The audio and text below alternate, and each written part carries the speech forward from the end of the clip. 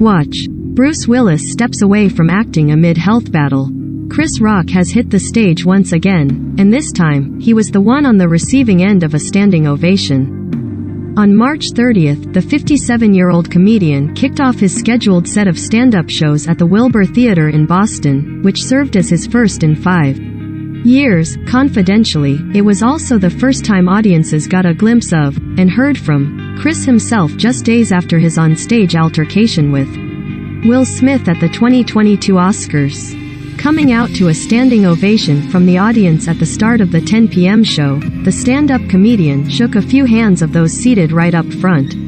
Before launching into his set, he started things off by jokingly asking the crowd, "Woo.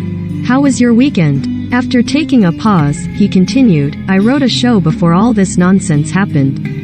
I don't really want to talk about that st." Chris also went on to say, "Thotha hasn't even had time to process it and hasn't talked to anyone about it, despite what you may have heard." Despite the ongoing controversy that has unfolded over the past few days, Chris, who is dad to daughters Lola, 19 and Zara, 17, whose mom is his ex Malak Compton Rock, expressed that he has other things on his mind instead. Revealing that one of his daughters didn't get into her first choice school last week, he noted that hearing that news was what the worst thing that happened to him in this last week has been. "I want to do a comedy show," he said as he moved on into his routine. And although about halfway through the show, one audience member yelled "F.K. Will Smith," Chris ignored the verbal jab and stuck to his jokes. It was during the March 27th Oscars ceremony that Chris, who was on stage to present an award, made a joke about Jada Pinkett Smith, who has been open about her battle with alopecia, starring in G.I. Jane 2.